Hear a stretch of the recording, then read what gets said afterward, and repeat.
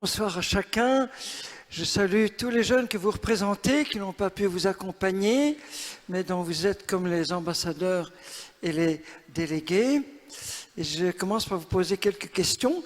Est-ce que vous voulez, pendant cette session, ce festival, oui ou non, voir quelques rayons de la gloire de Dieu? Le voulez-vous? Voulez-vous apprendre à devenir de courageux et donc joyeux témoins de Jésus? Voulez-vous laisser cette lumière de Jésus transformer ta vie? Le veux-tu? Amen, amen, alléluia, alléluia, alléluia. Bon, alors je vais partager en toute simplicité et confiance un petit peu ce que le Seigneur a fait dans ma vie. Voilà, il y a un événement qui est arrivé quand j'avais 4 ans, qui est très important. Donc, papa est vendéen, maman est belge. Papa était dans la Marine nationale française. Et voilà qu'il est entre la vie et la mort au Vietnam. Donc, maman se précipite pour partir le soigner. Et elle laisse ses 4 garçons, dont moi, dans un petit internat en Suisse. Mais ça me paraît vraiment un orphelinat. J'ai l'impression d'être abandonné de mes parents. Je rate tous mes examens, je pleure la nuit, je me replie de ma petite coquille. Il y a juste 2 choses que je réussissais assez bien. C'était les championnats internationaux juniors de ski et c'était la musique. Donc je rêvais de chef d'orchestre l'été et évidemment champion international de ski au JO d'hiver. Et puis le Seigneur va venir tout changer. Nous sommes le 13 juillet à 21h26 ou 27. Nous sommes dans une petite chapelle. C'est la première fois qu'on se retrouve en famille depuis plus d'1 an.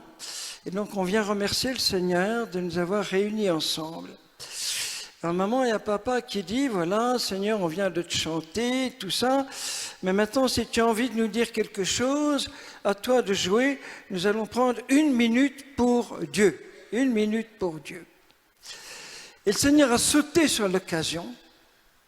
Et c'est pendant cette minute, grâce à cette minute, que je suis là avec vous ce soir. Toute ma vie changée en une fraction de seconde. Et c'est comme si le Seigneur me disait, écoute, est-ce que tu n'as pas envie de faire ta vie avec moi, que nous fassions notre vie ensemble, que tu m'aides à sauver le monde, que tu travailles avec moi? Et j'ai dit, eh bien pourquoi pas, Seigneur, me voici, envoie-moi. Alors j'éclate en larmes, mes parents se demandent ce qui se passe, je leur explique que ce sont des pleurs de joie, que Jésus m'appelle, donc j'avais 13 ans.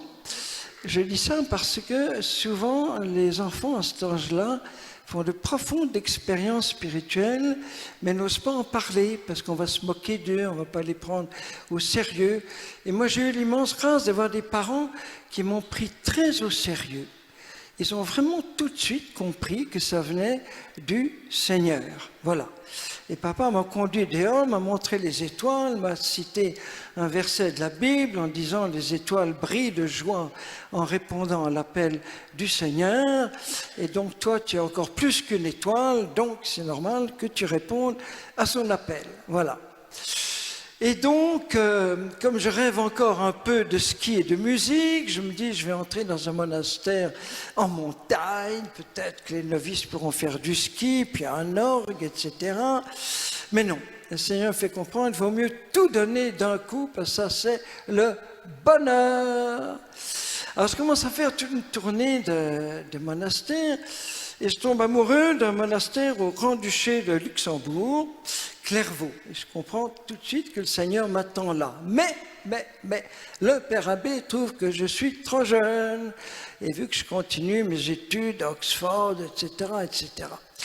Et moi, je sentais très fort que Jésus m'appelait à rentrer très vite au monastère.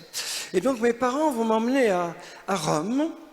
C'était assez facile à cette époque d'avoir une rencontre privée avec le pape.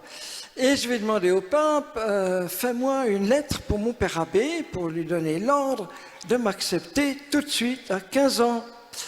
Et j'ai été très déçu parce qu'il n'a pas fait, mais très touché du sérieux avec lequel il m'a écouté. Il m'a dit, écoute, attends des signes du Seigneur, patience, etc., etc.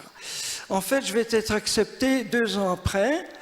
Donc à 17 ans, j'entre à Clairvaux. Alors, ça a été un grand déchirement pour maman parce que je pensais ne jamais sortir de ces murs du monastère bénédictin, toute ma vie.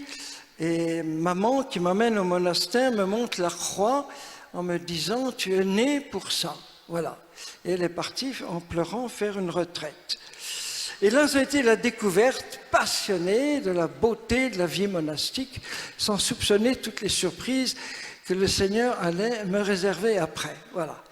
La première surprise, ça va être le service militaire, donc que je fais en Belgique pour être proche de mon monastère, et parce qu'en Belgique, les religieux, les novices ne doivent pas porter d'armes et sont automatiquement versés dans le service des hôpitaux, des services de santé. Voilà. Et là, donc je fais mes études d'infirmier, je suis infirmier en salle d'opération et je vais assister aux toutes premières opérations de chirurgie esthétique.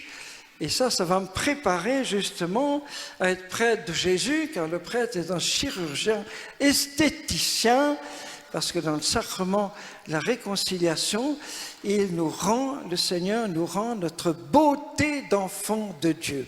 Voilà.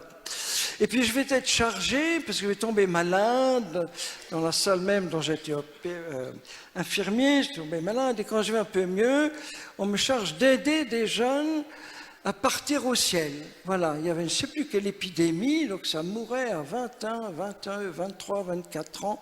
Ça, c'était bouleversant de les aider comme ça, à faire ce passage vers le ciel. Et pendant tout ce temps de service militaire, mûrit un grand désir d'une vie monastique plus simple, plus pauvre, non pas dans les grands monastères de 80 comme on était.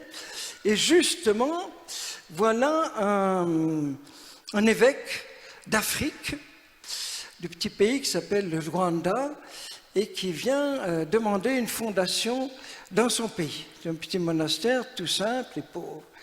Et donc, mon père abbé m'envoie, voilà, au nom du Seigneur. Donc, ça a été très déchirant de quitter ma communauté, et en même temps, je savais que le Seigneur m'attendait là-bas. Donc, j'ai 20 ans, et sur le port de Marseille, en m'embarquant, je vois mes parents qui pleurent encore beaucoup, parce qu'ils s'imaginent qu'ils ne me reverront jamais de toute la vie. 3 semaines de bateau, et puis 3 semaines d'autostop à travers le Kenya, l'Ouganda. Et j'arrive à la frontière du Rwanda, et là, le coup de foudre, je tombe follement amoureux. Comme ça me tombe dessus, mais vraiment. Il faut dire que j'avais aucune envie de partir en Afrique. Je préférais de loin l'Inde ou le Japon ou la Chine. Mais voilà, le Seigneur avait choisi l'Afrique. Pardon, j'en profite pour chronométrer. C'est bon, dans les temps. Voilà. Et là, je tombe amoureux tout simplement de toute une nation, la nation rwandaise. Voilà. Complètement scotché par la beauté du pays d'abord, qu'on appelle la petite Suisse d'Afrique, avec des volcans de 5000 mètres, dont un qui crache encore, l'autre qui a un petit chapeau de neige à certaines périodes de l'année. La beauté du pays et la beauté de ce peuple.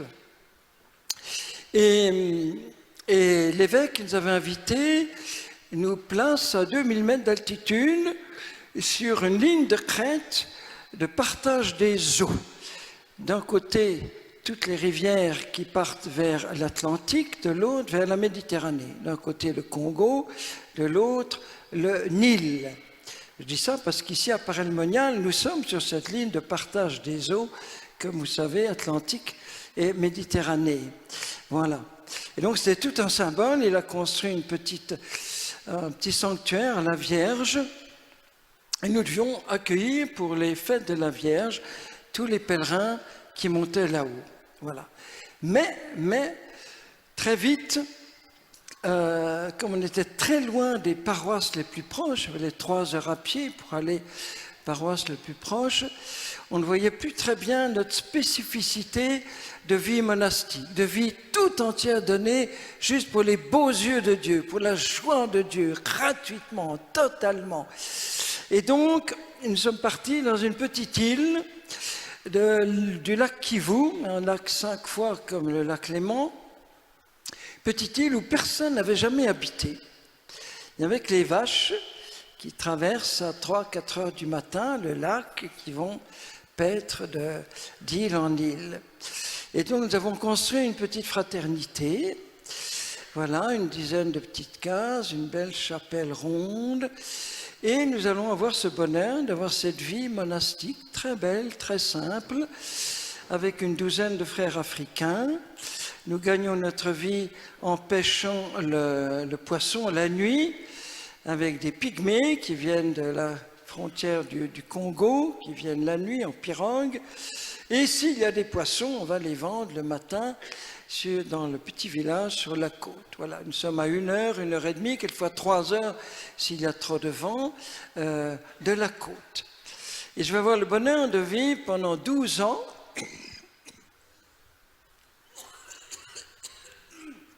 cette vie toute simple.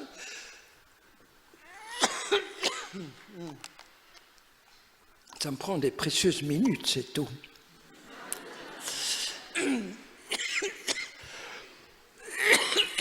Et j'ai énormément aimé cette vie. Voilà, nous partageons toutes les conditions matérielles de tout le monde, de tout le peuple. Ça veut dire qu'en temps de famine, on avait faim et tout ça. Et après 12 ans, je vais demander ma naturalisation, car j'espère passer toute ma vie dans ce peuple, devenu vraiment le mien. Et voilà que l'électrochoc va être que je vais être rappelé par mes frères de ma fraternité en Europe à revenir dans cette vieille Europe. Mais avant de parler de la suite, je voudrais dire quelques mots justement du Rwanda. Parce qu'il y a eu des apparitions de Marie à Kibeho, auxquelles j'ai été très, très, très intimement lié.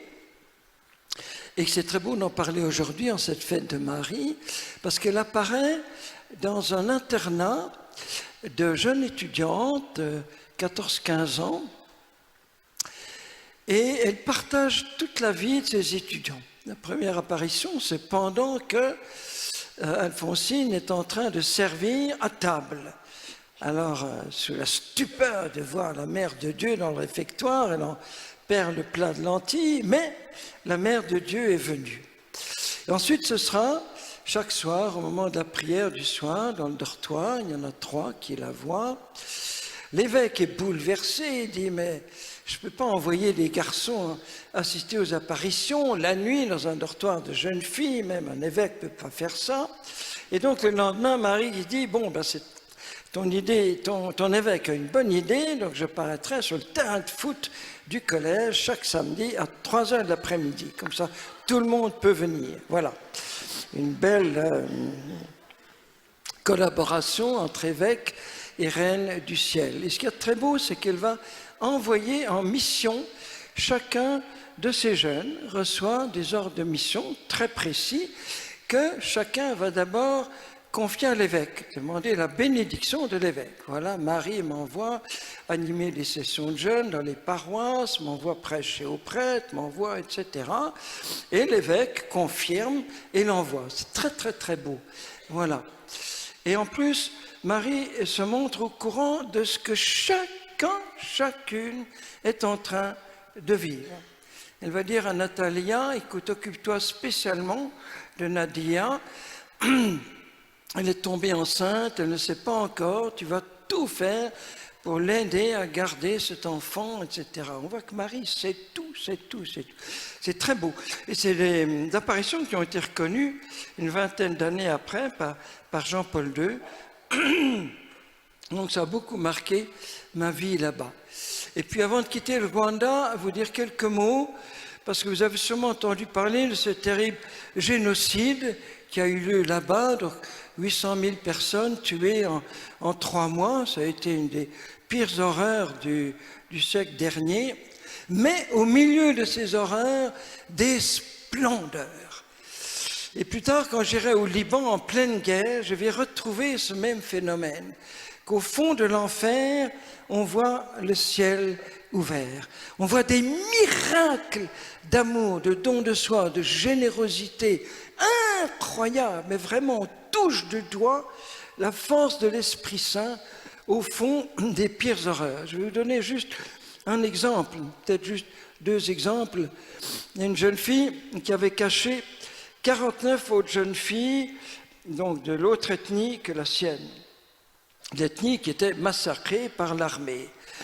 Et puis un jour, on les découvre cachés dans sa cave, et les militaires disent ben, « c'est génial, notre frère, ton frère c'est notre colonel, il t'attend à déjeuner, et pendant ce temps, nous allons zigouiller toutes ces bestioles que tu as eu la stupidité de cacher. » Et elle répond à son frère un petit mot qu'on a encore, c'est une relique incroyable, où elle dit « Tu es en train de faire l'enfer sur la terre, mais moi je ne veux pas que tu ailles en enfer. » Et je demande qu'avant que tu rencontres Jésus à la mort, eh bien tu rencontres Jésus dès maintenant pour changer ta vie, que tu arrêtes tous ces assassinats, ces meurtres horribles que tu fais. Et par 3 fois, son frère envoie un militaire la supplier de venir le voir. Et 3 fois, elle répond « Tu ne me sépareras jamais de mes sœurs en Christ, ou bien tu tues toutes ou personne. » Voilà. Et on les a toutes tuées, elle en dernier. Elle chantait toutes les litanies de la Vierge. Un exemple comme ça, il y en a eu des centaines et des centaines. C'est que tout récemment qu'on l'a reconnue comme héroïne nationale. Des centaines qui ont préféré perdre la vie pour sauver la vie et des autres. Vous voyez, mon propre père Spi, par exemple, alors lui, il était en train de baptiser un petit enfant, puis les tueurs arrivent, alors il dit à son tueur, écoute, avec mon eau bénite, je vais d'abord bénir toute ta famille, tu vas me tuer après, etc., etc. Effectivement, il bénit la famille, et puis il est tué après en chantant « Gloire à toi Seigneur, gloire à toi Seigneur, gloire à toi Seigneur ». Et ce sont des vrais martyrs. Beaucoup de ces prêtres, s'ils étaient européens, par exemple, les ambassades envoyaient une jeep pour les évacuer à temps, et la plupart ont refusé. Ont voulu rester jusqu'au bout avec leur peuple et ont été souvent tués dans leurs propres églises avec leur peuple, parce que le berger n'abandonne pas les brebis que le Seigneur lui a confiées. J'ai été témoin de tant de ces miracles d'amour. Je retourne là-bas d'ailleurs à peu près tous les 2 ans et je recueille encore beaucoup de ces témoignages dont j'aimerais faire un livre. Et plus tard, quand j'irai au Liban, dans les pires années de guerre, terrible guerre qui a duré 14 ans, eh bien aussi j'étais témoin de choses extraordinaires. J'en cite juste un qui m'a beaucoup frappé. C'est une famille qui a voulu adopter le meurtrier de leur fille. La fille a été tuée par un garçon qui a été mis en prison et eux ont demandé à ce qu'il ne soit pas condamné, mais à ce qu'ils puissent l'adopter chez eux. Voilà. Et le juge est bouleversé, il demande au petit frère « Et toi, qu'est-ce que tu dis de cette stupide demande de tes parents ?»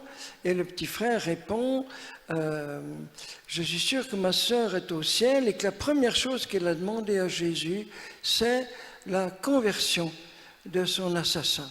Et ce n'est pas la prison qui va le convertir, c'est notre amour de frères, sœurs, de parents. » Voilà. Et le juge a dit « De toute ma vie, je n'ai jamais entendu une chose si profonde. » Alors ces choses-là, ça se passe dans les pires moments, mais personne n'en parle. Personne n'en parle. C'est pour ça que j'ai fait un livre justement sur ces merveilles pendant la guerre du Liban. Alors je reviens à ma petite histoire. après ces 12 années au Rwanda, j'ai eu beaucoup de problèmes de me réhabituer à l'Europe et on va m'envoyer continuer mes études de théologie en Suisse, à Fribourg. Et là, un grand événement qui a changé beaucoup de choses dans ma vie, tout à fait inattendu. Il y a un prêtre français, un certain abbé Caffarel, qui arrive des États-Unis et qui fait une conférence à l'université sur ce qu'on va appeler plus tard le renouveau charismatique, ce grand renouvellement de Pentecôte pour toute l'Église. Et donc, il partage tout ce qu'il a vu aux États-Unis. Et à la fin de la conférence, il me voit et il me dit « Daniel-Ange, je pense que ça peut beaucoup t'aider. Viens demain soir, nous avons une rencontre d'un petit groupe international à l'université et nous serons contents de t'accueillir. » Voilà.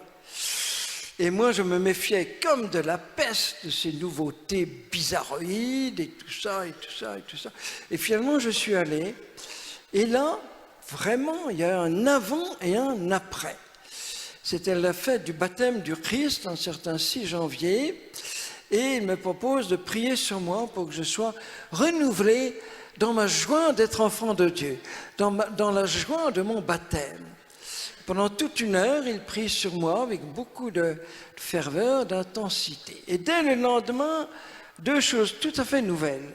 D'un côté, une soif formidable d'adoration de Jésus dans son Eucharistie. Dès le lendemain matin, dure tout le groupe, fait 3 heures d'affilée d'adoration.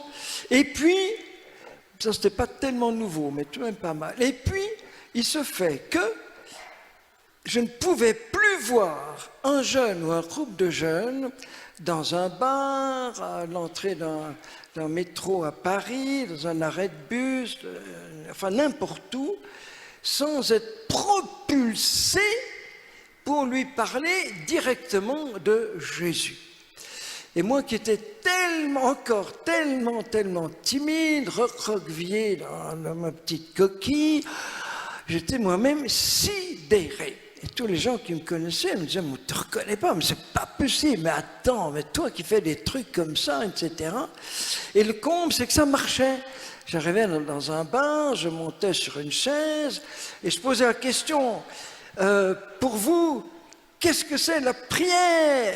Oh, c'est quoi ce truc-là? Eh bien, je vous explique. Et puis ça y est, c'est parti. Et puis tout le monde se tait, ça vient des autres tables, etc. Dans un compartiment de train, j'affiche une icône de la Trinité, je demande c'est la photo de qui, qu'est-ce que ça représente? Ah ben on ne sait pas, ben, je vais vous expliquer. Et ça y est, un cours sur la Trinité dans un train, avec des gens que j'avais jamais vus, des tas de trucs comme ça. Alors ça a posé un énorme problème à mon prieur, parce que j'étais toujours moine et le Seigneur m'avait appelé à une vie contemplative, une vie monastique. Qu'est-ce qu'il faut faire avec ce truc-là? Alors il m'envoie en ermitage, tout seul, dans une montagne. Alors quand on est tout seul avec Dieu, en fait, on est avec toute l'Église du ciel, tous les saints, tous les anges. On est en interconnexion directe avec le monde entier, ce que je suis très impressionnant. Et donc, je vais vivre 6-7 ans dans cette montagne à demander au Seigneur, qu'est-ce que tu veux que je fasse pour toute cette jeunesse? Parce que je découvrais, en contraste avec la jeunesse que j'avais connue au Rwanda, une jeunesse très pauvre mais très joyeuse, eh bien j'ai découvert ce virus du désespoir. Et stupéfait, j'apprenais que même dans des écoles, des jeunes de 11, 12, 15, 18 ans qui s'arrachaient à la vie. Voilà, au moment où ils devraient s'émerveiller de toute la splendeur de la vie. Et pour moi, c'était intolérable. Alors souvent, la nuit, comme il faisait très froid l'hiver, l'ermitage était au fond d'une vallée assez profonde, pour gagner 3 heures de soleil, je partais vers 3 heures du matin, l'hiver dans la neige, et j'arrivais sur la crête pour avoir le soleil dès son lever. Et je voyais très très au loin toutes ces villes de Monte-Carlo, de Nice, etc., mais très très loin qui brillaient la nuit. Et je me disais, moi j'ai tout, plus heureux tu meurs, j'ai le pardon de Jésus, le corps de Jésus, le sang de Jésus, la parole de Dieu, la plus grande famille qui soit sur toute la terre, l'Église. Je peux trouver des frères et des sœurs de Jésus dans tous les pays du monde. Je sais ce qui m'attend au ciel, j'ai mes amis, les saints, les anges. Plénitude de bonheur. Et là-bas, on se flingue, on s'autodétruit, tellement les cœurs sont vides. Mais comment faire passer ce courant de vie, de bonheur, de beauté, de joie, de l'autel au bordel? Voilà. De là où Dieu se donne en plénitude d'amour jusqu'à ces lieux où on détruit l'amour humain. Comment arriver à faire passer, à traverser toutes ces barrières qui nous séparent? Et mon prieur me dit, mon évêque me disait toujours, écoute, il faut que tu attendes un signe du Seigneur parce que normalement, tu as une vocation monastique et là, ça fait autre chose, etc., etc. Bon. Et le Seigneur a attendu 7 ans, 7 années de solitude. Alors, c'était des belles années. Je gardais le troupeau du voisin dans la vallée. Je n'étais pas encore prêtre parce que dans notre fraternité monastique, il y avait juste un frère par fraternité, prêtre, à cause du sacrement. Et donc le dimanche, j'allais à la messe, 2 heures à pied. Et puis je pouvais communier tous les jours au tabernacle, ça c'était merveilleux. Et après 7 années, voilà une réponse que j'ai reçue ici à Paray-le-Monial. C'était les toutes premières sessions ici à Paray, dans un tout petit chapiteau là-bas, dans le parc Chaplin. Et je ne sais pas pourquoi, exceptionnellement, mon prieur m'avait permis de venir faire un enseignement sur la prière, je ne sais pas quoi. Et à la fin, il y a un garçon qui me donne un petit billet, arraché d'un cahier, en disant « Daniel Ange, mon lycée, c'est un vrai mouroir, personne qui écoute, personne qui console. On nous donne tout, sauf l'essentiel. Viens nous donner Dieu. Dieu, viens nous donner Dieu. Oh. Et dernier mot, Église, n'oublie pas tes enfants. Martin, 18 ans. Le SOS. Alors, je montre ça à mon évêque, il pleure et il dit, je t'ordonne d'aller tout de suite répondre à son appel. Tu n'as pas le droit de refuser. C'est le signe que tu demandais au Seigneur depuis 7 ans. Voilà. Et il a comparé au SOS qu'un jeune grec a lancé au grand Saint Paul, qu'on appelle l'apôtre des nations, le premier qui va apporter l'évangile en Europe, qui reçoit cet SOS en pleine nuit, vient à notre secours. Et dès le lendemain, il oublie son manteau chez son ami Carpos et prend le premier bateau et débarque en Europe, en Grèce. Voilà. Et là, c'était la grande vague de ce qu'on appelait la nouvelle évangélisation, lancée par Jean-Paul II. Et donc, mon évêque me dit, pars, je t'envoie. Et je suis parti tout tremblant, et je me retourne dans cette école, près d'Angers. Ça a été une expérience prototype. Et je vois les quelques 2000 élèves par groupe de 100 dans un petit amphi. Souvent, après 1 heure, ils refusent de partir, ils veulent une 2e heure, une 3e heure. Alors, c'était le bins complet, les profs furax, tout était chamboulé, des programmes scolaires. Mais voilà, et les élèves disaient, vous ne nous avez jamais dit ces choses-là. Et pourtant, je ne parlais que de la Trinité, de l'Eucharistie, de l'Église, de la prière, etc. Voilà. Et donc, après 3 jours, puis la nuit, c'était un internat pour beaucoup, ils venaient me voir le soir, et ça a été une expérience bouleversante, cette soif de Dieu tellement forte, tellement profonde, mais qui était comme cachée derrière tout un mur de sécurité, disons, d'autodéfense, etc. Mais finalement, on rejoint ce que le cœur humain porte de plus profond. Je me rappelle d'une histoire qui arrivera un peu plus tard avec notre école d'évangélisation. Nous sommes dans une école à Nîmes et il y a un de la petite fraternité qui témoigne comment il a découvert la beauté, la libération de la chasteté. Et il y a 3 filles qui se lèvent furax en disant « mais t'es complètement à côté de la plaque, etc. » Voilà, vraiment agressive et tout ça.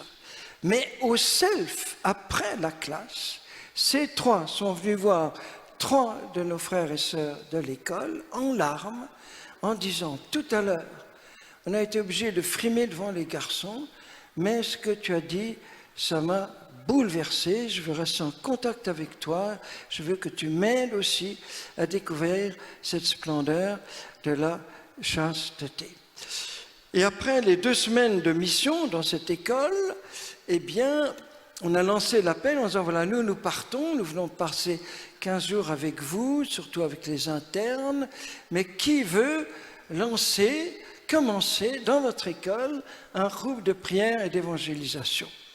Et ce sont ces 3-là, tellement agressifs dès le premier jour, qui se sont levés en disant, nous commençons, nous donnons rendez-vous à tous ceux qui veulent, à 13h15, dès demain, à la chapelle de l'école.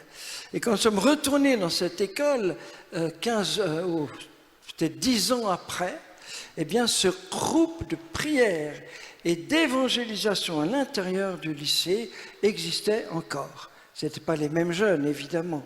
Voilà. C'est très intéressant, parce que c'était les plus agressifs, vous voyez, mais qui avaient le cœur profondément touché. Voilà. Et alors, je reviens à ma petite histoire.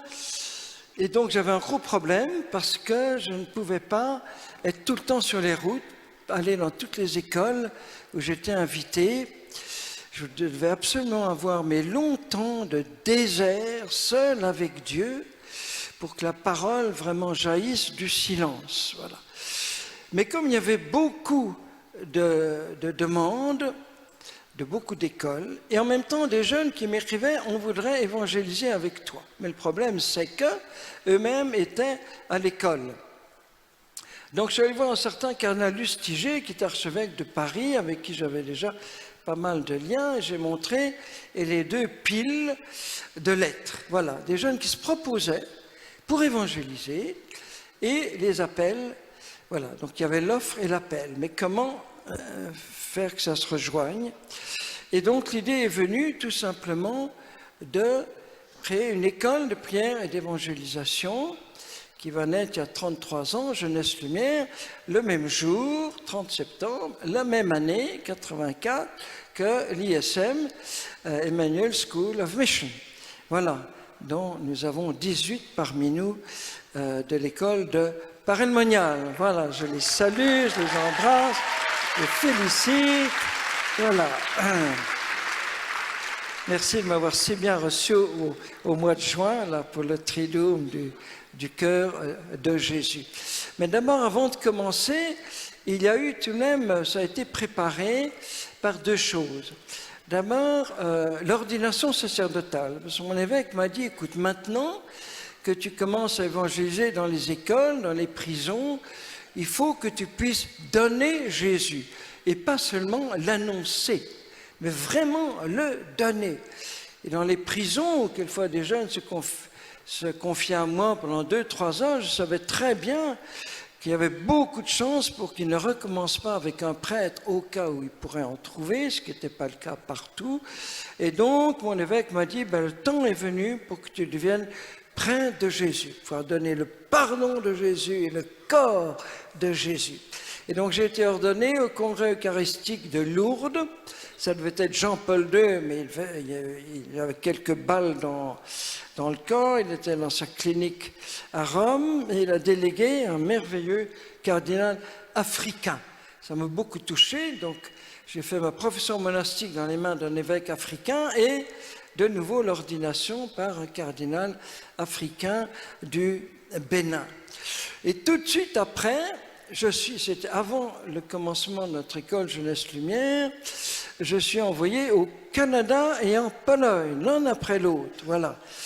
Et là, au Canada, ça va être ma première grande mission dans un autre pays que la France, 3 semaines de mission, épuisant physiquement, c'est chaque messe, chaque soir, où Jésus me donne juste la force pour les 24 heures qui suivent, et en Pologne, où il y avait toute cette révolution tranquille contre la dictature communiste. C'était très impressionnant. Quand je suis arrivé là, on venait de mettre 6 000 manifestants en prison de Solidarność et toute cette époque, etc., de libération. Voilà. Et ça va être le commencement de grandes missions internationales.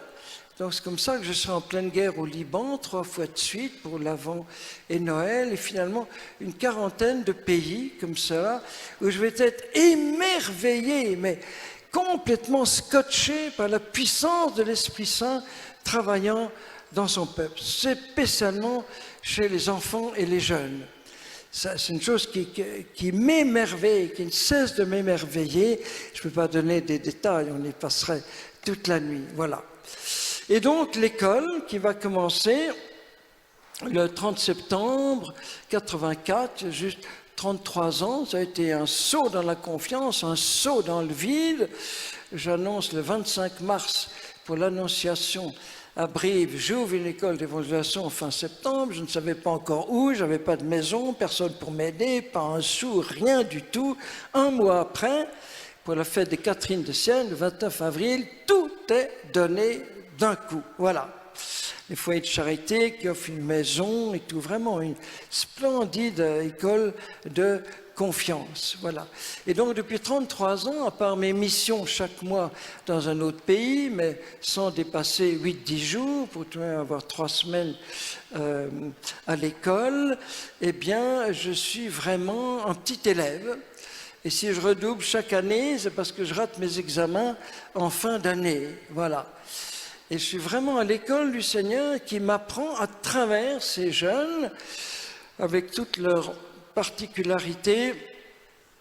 On a déjà eu des jeunes de 57 pays différents, donc c'est déjà pas mal, avec tout l'enrichissement culturel que ça apporte, et puis toutes nos missions. Alors je ne participe pas aux missions avec les jeunes, parce que c'est vraiment les jeunes par les jeunes, donc ils partent en mission par petite fraternité de 6 ou 7. On a une trentaine chaque année, donc ça fait 5 ou 6 fraternités qui partent chacun à son itinéraire dans les écoles, universités, collèges, etc., prisons, et en été, les lieux touristiques, les plages, etc., etc. Voilà. Et donc, ils partent 15 jours par mois, tous les 3 mois par trimestre pour ces missions. Voilà, et on voit la puissance d'impact à l'ISM, vous faites cette expérience aussi, combien des jeunes qui partagent leur bonheur de croire, mais c'est contagieux de manière incroyable, ça touche les cœurs, ce qu'un prêtre ne peut pas faire, ce qu'une religieuse ne peut pas faire, mais voir des jeunes de leur âge qui 1 an ou 2 ans avant étaient sur les mêmes bancs d'école, alors là c'est vraiment une bombe qui éclate, voilà, c'est une puissance d'impact incroyable, voilà, et donc depuis 33 ans je suis un petit élève dans cette école Jeunesse Lumière, voilà, en contact avec toutes les autres écoles d'évangélisation en France et dans le monde. Voilà, il me reste encore quelques minutes ou pas? Non, parce que je ne veux surtout pas dépasser. Je sais que le chrono, oui, encore 3 minutes, je crois. Non, oui, tout juste. Alors, du coup, je vais juste introduire ce qu'on va vivre pour terminer cette soirée, ce petit temps d'adoration de Jésus dans son corps. Parce que nous allons vivre ces quelques minutes, mais qui sont des minutes d'éternité. Parce que quand nous adorons Jésus dans son corps, nous sommes vraiment, avec, devant, exactement le même Seigneur Jésus qui en ce moment même est dans toute sa gloire au ciel. C'est la Heaven Connection.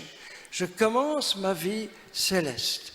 J'adore déjà celui que durant toute mon éternité de bonheur et de lumière, je ne vais pas cesser d'adorer. C'est le même, avec une petite différence, c'est qu'au ciel, il est dans toute sa gloire, sur terre, il est bien caché, un petit peu trop à mon gré, mais enfin, voilà.